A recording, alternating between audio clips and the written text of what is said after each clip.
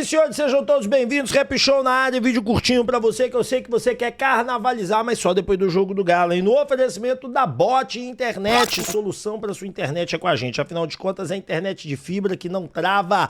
Vem comigo de Folhas. Aqui você vai fazer os bordados da sua camisa, dos seus bonés pra sua empresa, pro seu evento, pra sua comemoração. Não jogue fora, estamos no primeiro andar do Carrefour, em frente ao Carrefour, ali no BH Shopping. Desembola, precisou de grana, a gente desembola pra você. Parcelando de 12 a 18 vezes, o link está na descrição. Matê, a bebida do Carnaval do Brasil. Aqui a bebida que entrega tudo que você quer. Sabor neste Carnaval. E Instituto Céspedes Calvista tem solução. E a solução é transplante capilar. Primeira consulta gratuita e 13% de desconto se você fechar através do canal do Rap Show. Bora falar de Galo? Bora começar a nossa resenha. E a pergunta que ficou pro Paulo Brax, sabe qual que foi? Por que raios ele renovou com o Vitor Hugo? E ele respondeu em 46 segundos, saca só. Hugo, foi uma negociação que se arrastou, ele esteve perto de retornar ao Bahia, depois acabou ficando no Atlético. Foi um pedido do Jorge Sampaoli? Um jogador que, dentro da avaliação da comissão técnica, tinha total confiança deles. E a gente fez o possível para que ele permanecesse na melhor condição para nós. Por isso que demorou. Porque o Bahia, através do Grupo City, não queria fazer uma negociação que não fosse uma venda.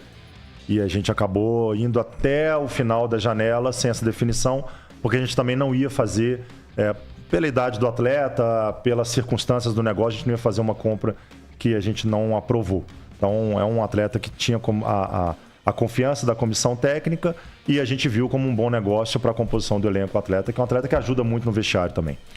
E agora nós estamos buscando outro zagueiro. E o Vitor Hugo vai ser reserva do reserva. É brincadeira, foi uma contratação mal feita, ceder ao desejo do Sampaoli, mas nós não tínhamos dinheiro pra tudo. Cara, esse é o grande problema. Quando você tá quebrado, você não tem grana pra fazer os movimentos certos. E aí, cara, você fica na mão de jogadores que não vão entregar aquilo que é necessário, que não vão fazer aquilo que é preciso, que não vão dar conta. E aí, a outra pergunta feita ao Paulo Brax foi justamente por que a defesa toma tanto gol, por que a defesa não funciona, por que a defesa é uma lástima. Porque eu não tenho como te responder isso tecnicamente. Eu não sou treinador, não fui treinador, não sou um coordenador técnico, não sou um especialista em parte técnica para te explicar por que o clube toma gols, se é por qualidade ou não dos defensores, ou do meio campo, ou de esquema tático, ou de modelo, ou até mesmo de ataque. Se a gente for simplista e olhar peças, eu vou te perguntar quem que teve naquela zaga com o Filipão, que foi a zaga menos vazada do campeonato. Maurício Lemos e Gemerson, isso. Quer os dois aqui agora? Gemerson e Maurício? Não. Tá vendo? Não é questão de peça. É uma questão que ela é além de nomes. Então, eu não consigo analisar da minha pasta que os nomes que temos hoje são nomes insuficientes para ter uma defesa sólida. Eu consigo. Que é bem simples você fazer uma análise. O Filipão jogava num sistema reativo. Então o que fazia? É muito simples, é muito simples. O Filipão jogava num sistema completamente fechado de sair no contragolpe. O Filipão era o seguinte, vem bater em mim. Sofria, na hora que saía Paulinho por um lado, Hulk pelo outro, velocidade no meio campo, lançamento do Everson, o Atlético conseguia matar muitos jogos assim, em contragolpe. Então é bem simples responder essa pergunta. E é por isso que não dá certo com o São Paulo, que o São Paulo joga com as linhas altas, joga com a linha aberta. O Vitor Hugo ele vai dar certo como zagueiro se o time jogar retrancado. O Alonso nem isso. Mas vamos continuar ouvindo.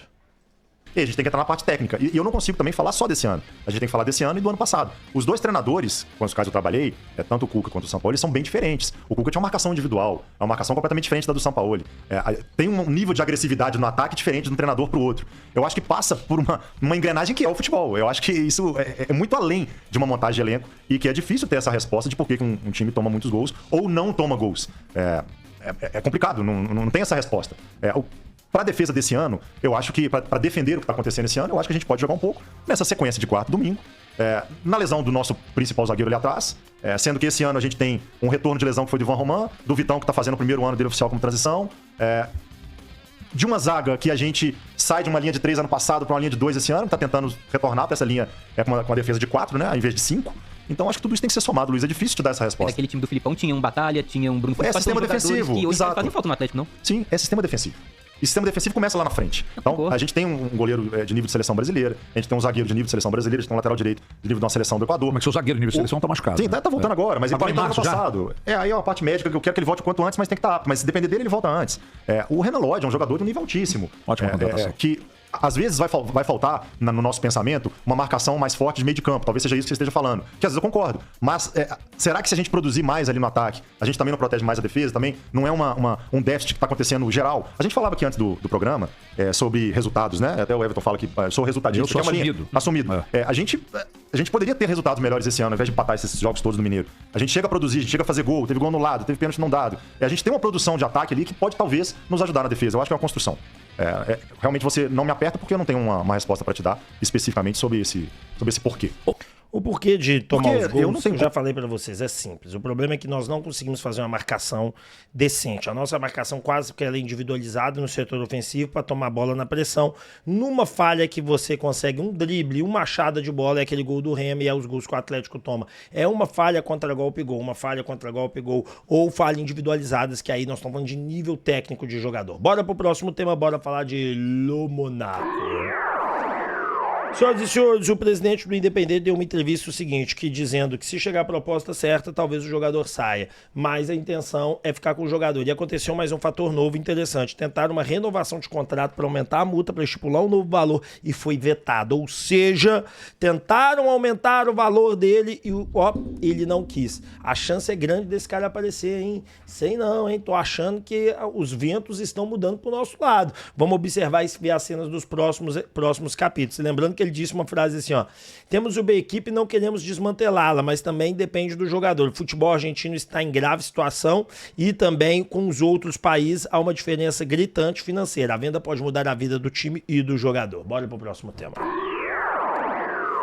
Hoje é curtinho, hoje é rápido e Torreira. Senhoras e senhores, nós sentimos na entrevista de Paulo Brax que o Torreira pode ser um volante no meio do ano. O próprio Vadson Fernandes escreveu num dos seus posts, eu achei bem interessante o argumento dele, que é o seguinte, que a contratação do argentino, eu toda hora esqueço o nome dele, que a contratação do argentino é mais para poder reforçar o elenco para o meio de temporada, ajustar esse elenco e aí no meio do ano chega a cereja do bolo, que seria o Torreira. E agora você contrataria o zagueiro e o atacante e finalizaria com um volante no meio do ano e mais um meio armador, que no caso seria o Assad. Se fosse por aí, seria espetacular.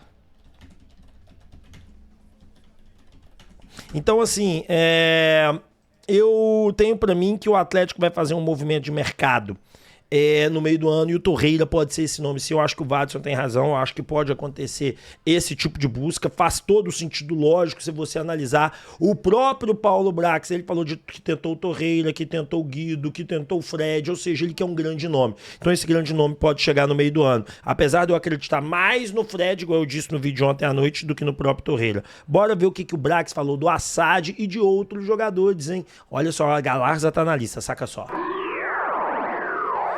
Bom, vamos ver o que o Brax falou sobre esses atletas. Ele falou sobre todos eles lá na HG Play. Créditos totais dos vídeos que eu tô passando aqui da entrevista do Paulo Brax, HG Play. O Atlético está se organizando? Sim. O Atlético regularizou a situação junto aos clubes brasileiros, não sei se em todos, mas mais de 90% sim, né? Dos que o Atlético devia e tal. Então o score do Atlético no mercado melhorou. O Atlético hoje melhorou, mas consideravelmente. Isso foi um problema ou não com o Galharça? Não foi um problema. Ah, tá. E com o Assad também foi falado sobre isso, né? Ainda tem o Assad. O Assad do Chile. Não, de jeito nenhum. Essa eu não sei de onde saiu. Essa aí eu não sei de onde saiu. Teve negócio com a... Não sei de onde saiu que isso seria um problema. Foi o presidente do Palestino que chegou a falar. Sim, o Palestino, mas aí criou-se... Aí é uma coisa que eu não controlo. Você vê que pra mim daqui, do lado de cá, é difícil também. Que eu não posso ficar entrando pra desmentir tudo que eu ouço e que minha comunicação me passa. Não sei de onde surgiu que isso seria um problema. Não foi um problema. No caso do Tajeres, é uma dificuldade do clube mesmo, Everton. Não foi uma dificuldade... nada além disso, até porque o garoto queria vir pra cá. E eu falo isso sem problema nenhum. E doa quem doer lá no Tajeres. Ele queria vir pra cá. O Breno, não posso responder por ele. O jogador que ele havia indicado, que é muito bom jogador, é um jogador que ele joga tanto sozinho quanto em par. E é um jogador que pra ele é um jogador organizador. Não é um pegador, não é um jogador sem bola. É um atleta que consegue jogar de costas, que organiza a linha, que baixa se precisar. É um pouco o que ele tá fazendo com o Maicon. É um pouco o que ele fez com o Cissé nesse último jogo. Alternou Cissé e Maicon na posição. Então, o fato de não gostar de um jogador ou de outro, não utilizar, isso acontece todo ano, todo clube. E a gente, como clube, aí é importantíssimo falar isso, nós temos que ter convicção nos nossos movimentos. Temos que ter convicção, porque a gente faz contratos de um empréstimo de um ano. A gente faz contrato com um jogador de 3, 4, às vezes 5 anos, que não costuma ser o período do treinador. No Brasil, tirando gosto de expressão em inglês, mas tirando esse outlier, que é o Abel Ferreira, falar Abel Braga, meu amigo, tirando o Abel, a gente tem uma média aqui no futebol brasileiro de treinadores ficarem nos grandes clubes brasileiros de 6, 7 meses. Então, pensa bem, você faz um contrato de 5 anos com o jogador, com convicção com o jogador, e um treinador fica de 6 meses, acaba acontecendo problemas que a gente já viveu aqui no Atlético e que vive em todos os clubes. O Cruzeiro também está vivendo isso com alguns jogadores. Então a gente tem que ter convicção no movimento. Ainda que o jogador possa não estar 100% utilizado pelo treinador, que aí a gente não controla. Mas a gente não pode deixar de fazer um movimento que a gente entende que é um movimento pro clube.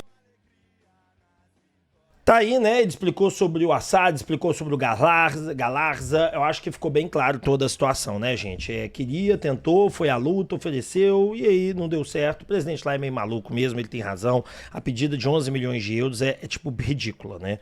10 milhões de euros, quer dizer, 10 milhões de euros beira a imbecilidade que só um argentino tem. Bom, vamos falar de Renato Gaúcho. Muitos de vocês não gostam do Renato Gaúcho, acham o Renato Gaúcho um péssimo nome. E, cara, eu achava ele excelente nome. O Renato Gaúcho tem uma história grande no futebol, né? O Renato Gaúcho, ele olha os títulos que ele tem como técnico, tá? 2 Copas do Brasil, uma Libertadores, uma Copa Sul-Americana, uma Sul-Americana e 1, 2, 3, 4, 5 campeonatos gaúchos. Já foi vice, 3º lugar do Brasileirão várias e várias vezes, né? E já chegou no Mundial da FIFA também, obviamente, quando ia diretamente. Cara, diretamente não, foi passando de fase e chegou lá. Cara, então, Renato Gaúcho, cara, ele é um cara que ele tem a manha de vestiário, ele domina vestiário, mas de tático ele não entende muito mesmo não, e a gente sabe disso. E quem passa as orientações de vestiário é um auxiliar dele. Olha o que ele falou ontem com a gente lá na HG Play. O Wagner contou que, tipo assim, ele era tão ruim como de tático que ele falava as coisas, o pessoal do Fluminense lá chegava, eles mesmos se organizavam e mudavam tudo que ele disse, porque não dava certo. Fiquei impressionado com isso. E, cara, então, diante disso, eu acho que a gente não pode cogitar um técnico desse, né? Um técnico que só sabe comandar o jogador no vestiário. Se fosse encontrar ele para ser gerente de futebol, entendeu? Que vai ser ótimo, ele gerentão lá, ajudando o técnico e tudo, mas de técnico, né, meu irmão? Não vai dar certo. E, gente, Galo tá próximo de anunciar técnico. Olha, o Paulo, ontem a gente trouxe a informação do nosso amigo Marcos Jeves, que o Atlético viajou em busca desse técnico, que o Atlético tá na luta. E, cara, a informação que chega dos colegas, e eu também pude apurar a mesma coisa, eu conversei com várias pessoas do Atlético, assim, que há um senso muito de urgência para que esse técnico chegue aqui no início da semana que vem, para que ele possa fazer um trabalho longo até a estreia dele no Brasileirão. E, cara, o Atlético tem total condição de trazer um técnico se pôr dinheiro na mesa. A questão toda chama-se dinheiro, cara. A gente fica falando muito aí de, não, é só se acontecer A, B, C ou D. Mentira, é colocar dinheiro na mesa. Colocou dinheiro de verdade na mesa, você atrai o cara larga a família lá e fala assim, amor, vou lá fazer o resto da nossa vida feliz, vou ganhar milhões, milhões e milhões. E assim funciona, sempre funcionou. Então vamos ter paciência, eu acho que o Atlético vai fazer uma boa contratação, vai fazer um movimento certo, é só a gente não se desesperar. E tem pra mim que o técnico chega segunda ou terça-feira, não vai demorar não, esse sábado mesmo durante a partida do Galo, aí que nós vamos transmitir através do Hoje Tem Galo, a gente deve ter notícia. Deixa o like, se inscreva, ative o sininho de notificação, obrigado, tamo junto, tchau!